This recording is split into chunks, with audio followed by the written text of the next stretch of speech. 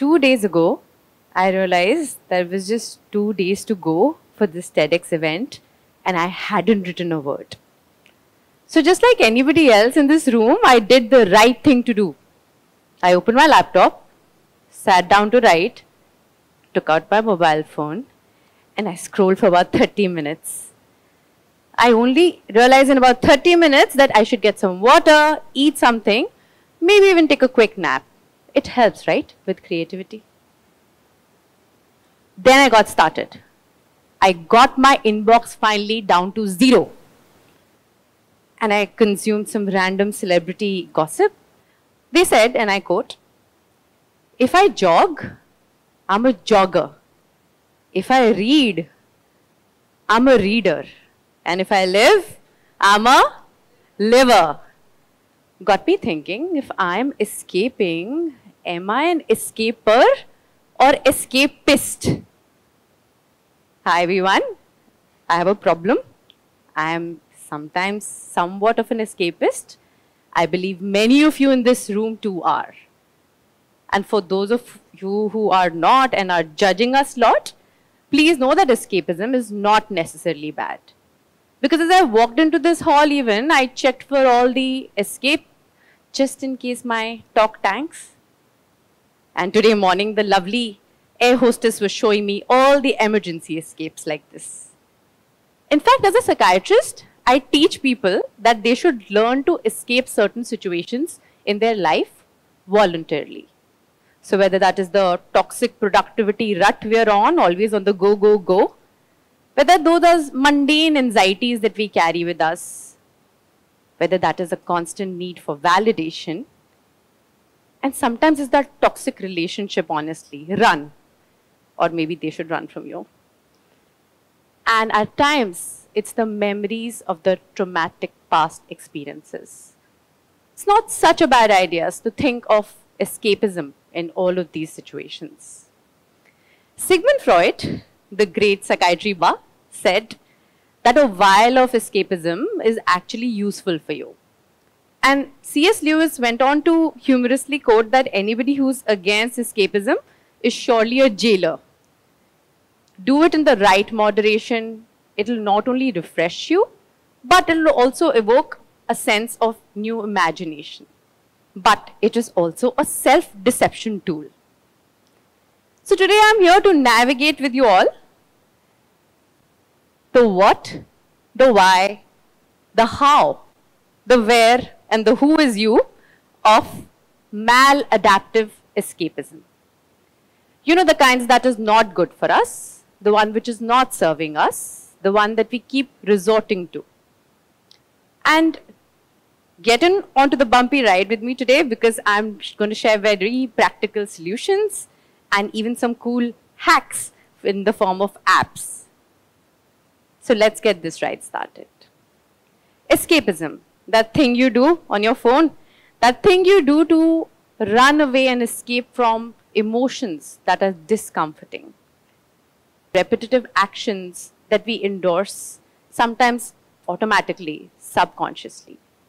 And if you're wondering why we do it, as a psychiatrist, I think I've interviewed so many people, thousands of patients who've come my way, and I've narrowed down some usual suspects of why we endorse this. The first is Maggi noodles, not the brand, the idea of instant gratification. The second is the fear of failure. The third is fear of success. Yes, that exists too. And some of us just have a very bad, warped sense of time. We can't track time very well. At the same time, I would like to say that there is this perfectionistic element that many of us subscribe to and say, you know what, I'm going to get started on this later because I want to do it perfectly, and it never gets done and we escape into the wilderness.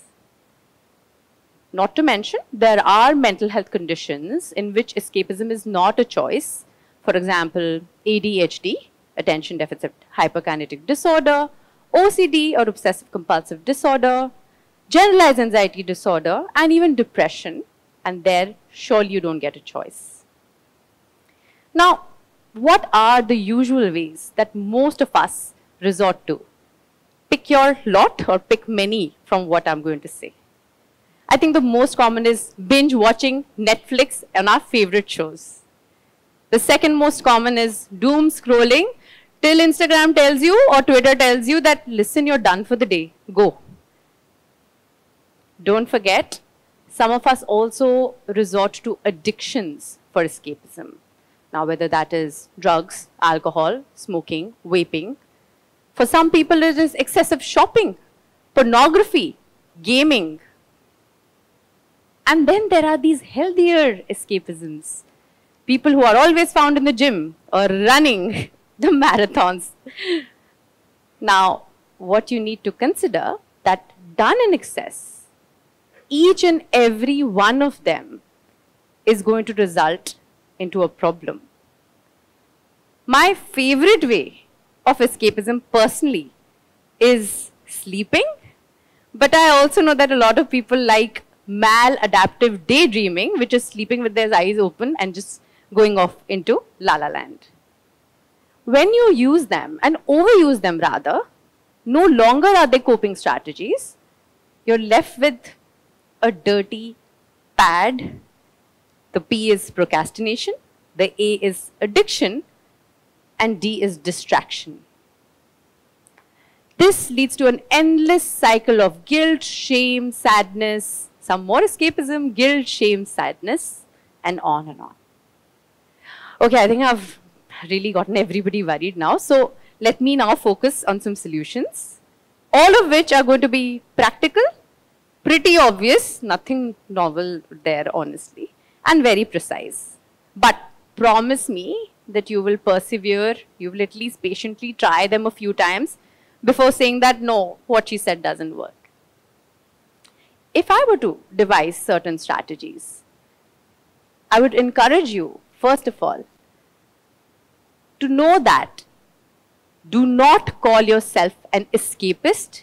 Do not call yourself a chronic procrastinator. These are actions, not identities. Stop wearing them like badges of honor.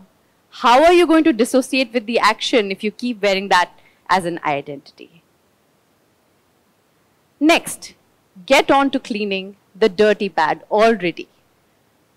When it comes to procrastination, I believe there are two components that if you ace, you've got it sorted. The first, the fear of failure, anybody? And the second, perfectionism. To overcome fear of failure, the solution is simple. Fail a little. Try it sometime. Control failure in tiny doses doesn't hurt anybody. You'll realize that fear of failure is far more exaggerated in your head than in reality. And when it comes to perfectionism, I like to say that my perfect is different than your perfect is different than their perfect. So I think I am perfect is just imperfect. The more as a society that we normalize failure and anti-perfectionism, the easier it will be for each one of us. When it comes to addictive habits or behaviors like scrolling, running, gymming, sleeping, texting, you name it, just ask yourself one question. Am I doing this for self-expansion, which is relaxation, or self-suppression? Anytime you indulge in a behavior with the intention of self-expansion, A, it will have a starting and ending point.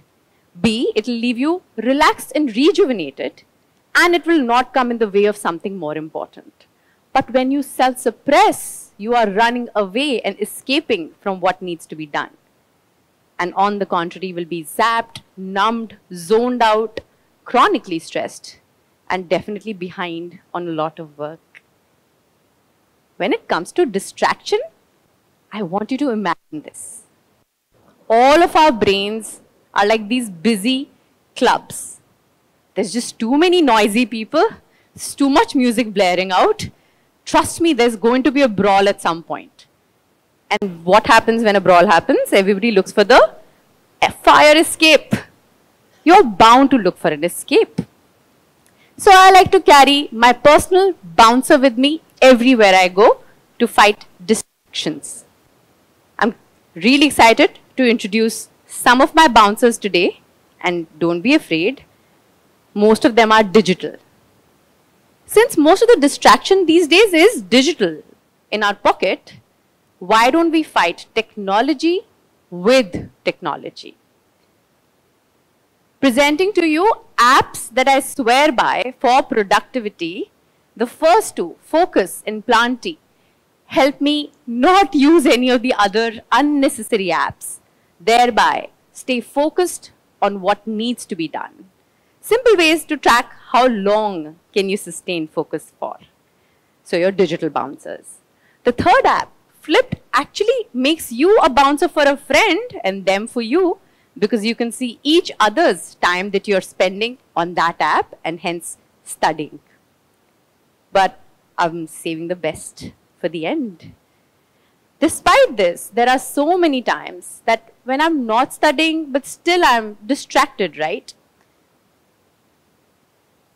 And an app that I swear by for that is OneSec app. I think this app is almost like my conscience. Every time I open an app that I shouldn't, Instagram, it tells me, are you sure you want to open this app? And I tell myself, yes, I am. So it says, okay, go ahead, take 5 deep breaths.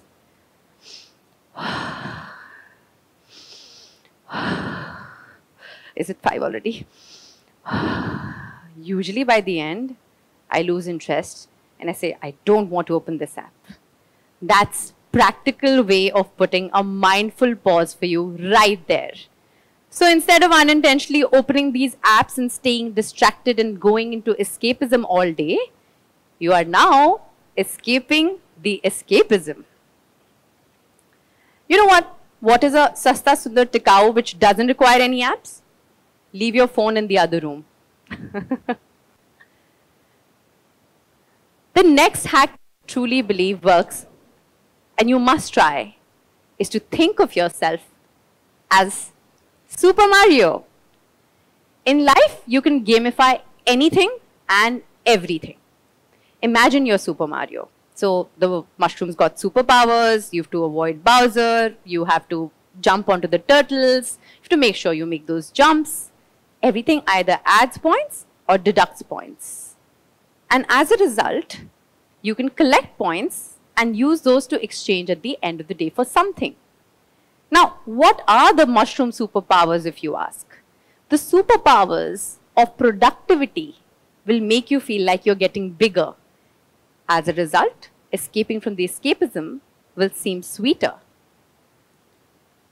One of my favorite ways, and this has been tried, tested, and may not be even new to you, is a technique called the Pomodoro technique, but works like a charm.